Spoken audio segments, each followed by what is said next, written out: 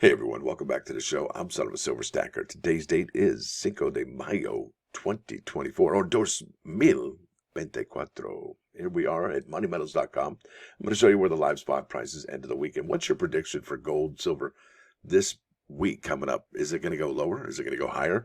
Are we going to see gold below 2,300 or below 2,200? And could we see $25 silver? Or are we going to see things get a little ramped up?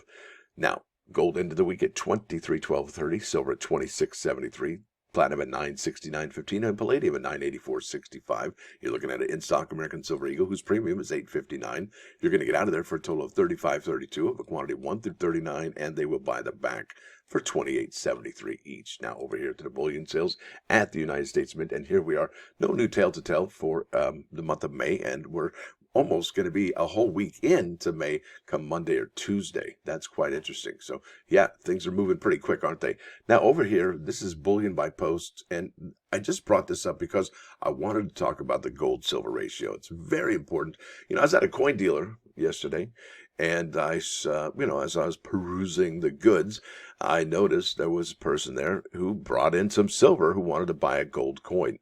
And they had just about almost 100 ounces of silver, quite a few 10-ounce bars and so on and so forth. But really, I was like, wow, that's quite incredible. So I'm like, well, what is the ratio? How many of those gold ounces is it going to take, or how many of those silver ounces is it going to take to get that one gold ounce? So let's talk about that real quick. And we will also be talking about gold coins here in a second over at Numismatic News. You got to see this because it's really interesting. Now, the gold-silver ratio represents the number of ounces of silver it takes to purchase 1 ounce of gold. Pretty simple, right? Straightforward. How many ounces of silver it takes to purchase 1 ounce of gold. That's the silver-gold ratio, gold-silver ratio. If gold is trading at $1,000, which it's not, it's $2,000, and silver was priced at $20, the gold-to-silver ratio would be 50. Okay, the gold-silver ratio offers a useful look at the relationship between the two primary investment metals and can point to some potential movement for the metals in the future. There you go. And that's why a lot of people actually follow the gold-silver ratio. I think we're at about 86 ounces of silver right now to 1 ounce of gold. And there's a historical number you need to look at because only in the last 200 years or so, it's been where it is now. And does that seem odd after thousands of years? Well, maybe. Let's check this out. By using the latest gold to silver ratio charts, investors can now see how many ounces of silver would equate to 1 ounce of gold. The logic is that when the ratio is wider, silver is undervalued. It's at 86, right? And when the ratio is narrower, then gold is undervalued. See, it tells you a lot about what's going on. It said so right here at the top. Some potential movement in the future, all right? This is a rough approximation, but investors still use the gold-silver ratio as a jigsaw data. All right, combining with other factors. So it's part of the puzzle. It's a puzzle piece, right? Combining with other factors such as demand and the amount mined to work out whether either metal could be used for a price rise. The typical range of gold, silver is between 50 and 70. Okay, we're not there right now, folks. We're at 86. So if the ratio is sitting comfortably around the 80 mark, this suggests that time could be right to buy silver. Oh, so would you turn in your silver for a gold coin? I don't know. Is it the right time? Maybe this suggests that it isn't. Now, it says here, throughout history, the ratio has fluctuated widely.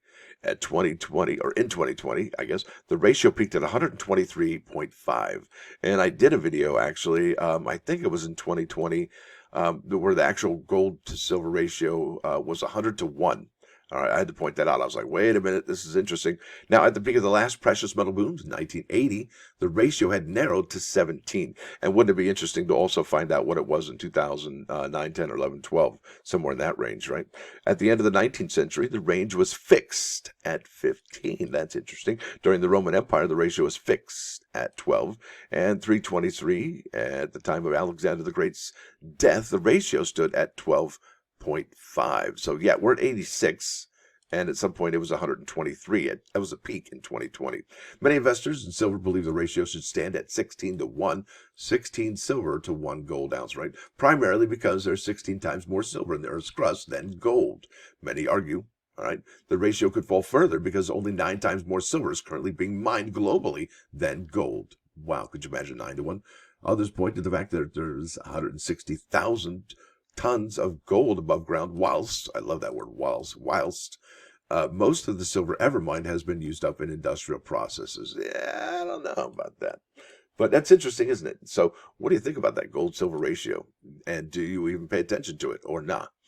All right, here we are at the United States Mint product schedule, and we did already have the drop 3 days ago for the American Eagle gold ounce proof coins out of West Point, New York. Now, just in 2 short days, that's right, on Tuesday, we're going to have that U.S. Army 1 ounce silver medal. And then I guess they moved this from April, I want to say 23rd, maybe 20, I don't know, maybe it was April 23rd, to May 15th. That's a silver proof set.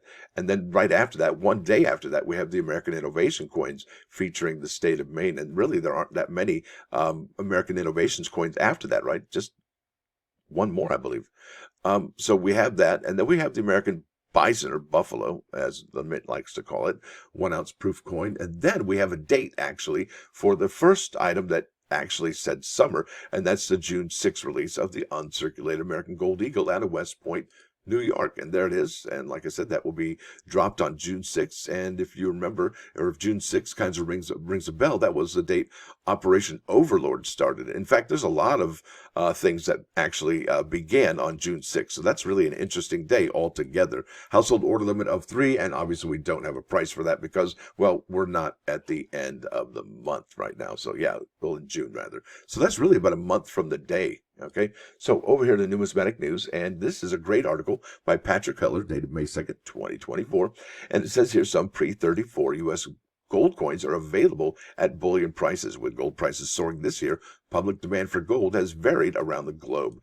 Now, I would imagine people are buying brand new silver eagles, or rather gold eagles, or bison, or buffalo, whatever you like to call it, or maybe even the uncirculated gold coins. But really, yeah, there's your opportunity.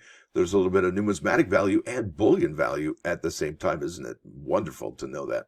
So there you go. That's the 1908 $10 Indian gold eagle coin. With gold prices soaring this year, public demand for gold has varied around the globe. In China, the world's largest gold-consuming nation, and really they should also put producing nation. They're also the largest gold producing nation, followed by Australia and Russia. Private sector demand for gold bars and coins as measured by weight rose more than 26% in the first quarter of 2024. Wow. That's a spike, right? That's not parabolic, but it is definitely an incredible rise.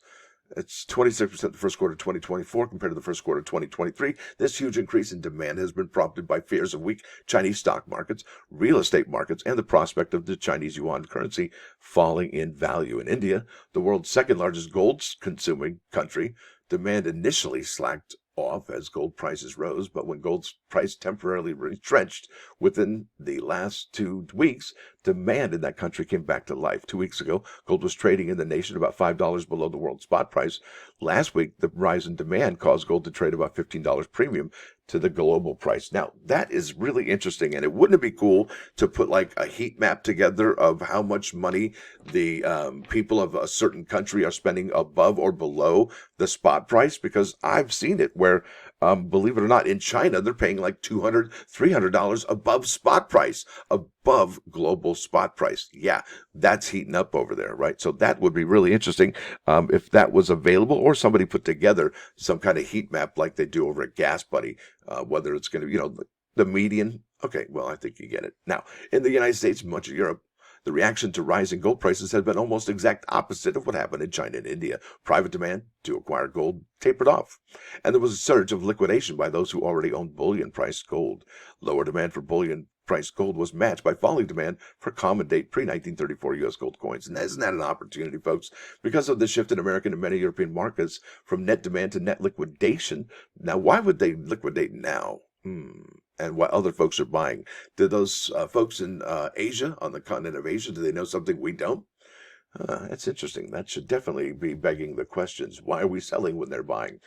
That's, yeah, the retail ask premiums above gold spot price for many bullion price gold coins Bars declined. In some instances, premiums fell close to the levels they were in the early months of 2000 after the fears of global computer calamity. Y2K, upon reaching January 1st, did not materialize, causing many panic buyers of gold and silver before the end of 1999 just to quickly divest their holdings en masse. And you remember what the price of gold and silver was in 2003 and 2002? Yeah, wow, right? So if you loaded up then, you're sitting pretty right about now. The current lower demand for pre-1934 U.S. gold coins has also resulted in lower retail premiums on these numismatic issues. There you go, numismatic, I told you.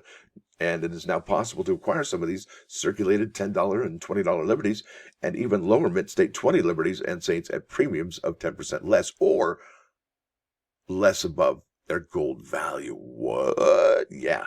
So you're getting two items, really. You get some bullion and you get some numismatic items. All right. In decades past, when the price of gold rose significantly, bullion, price coins, and bars tended to rise right along with the spot price. Pre-1934 U.S. gold coins tended to lag in price increases, often taking about 6 months to reflect the higher spot prices. And folks, that's really the snapshot, or at least the idea that we need to take away, because sometimes in the economy, it takes time for things to get through the economy and to make their effect felt. I don't even know if that made sense. Either way, it is possible that history is now repeating itself. Is it possible? Yeah. Will pre-1934 U.S. gold coins see higher premiums above metal value in the coming months, and U.S. and European people get used to the idea that gold prices have permanently reached higher levels? Stay tuned. Yeah, there you go. And here we are. This is a quick one I want to run down here. Answer to previous trivia question. Last week, they asked which former U.S. Mint chief engraver designed the reverse of a British coin series that features the current King Charles III on the reverse. And that would be right here. The bond between two nations, that's the lion and the eagle. And that is John Mercanti, looking a little bit like Sprockets from Saturday Night Live. There you go. So last year, that's right, that's the coin. And this week is the first U.S. coin to depict an actual female was Queen Isabella commemorative quarter in 1893. However, the image of Isabella was not necessarily correct. Here's the question. What was the first U.S. coin to bear identifiable likeness of a specific female? Come back next week for an answer. I think I know who it is. Do you know who it is? I think you do too. Now, with that said, let's bounce over here to the plus ones. This is Proverb 23, and it is 17 and 18. And 17 says, let your heart not envy sinners, rather those who revere the Lord all the day. Number 18 says, for it shall endure, and your hope shall not be cut off. And I think what those two mean is that we should not envy the person we should envy the person who truly fears the Lord, learn from them, emulate their deeds, because only that is lasting. Wealth and sinful pleasures are momentary. It's like a, what is it? A moment on the lips, a lifetime on the hips. Yeah, you're paying a price. Now let's go here to 3 Nines Fine. This is Santana on 3 Nines Fine, 99.9. Or is it 4 Nines Fine? Why not? It could be either one. I don't even know. This is Santana. This is Thoughts. This is amazing. This is incredible. It's actually an album, Santana Brothers, and it is pretty epic, and I hope you dig it. That's all I got for you today. We're about 13 minutes in. I hope you dig this video this morning on Cinco de Mayo. I hope you go out and get some Mexican eating for the Mexican victory over the French that we celebrate more than the Mexicans do. Isn't that interesting? Stacker out.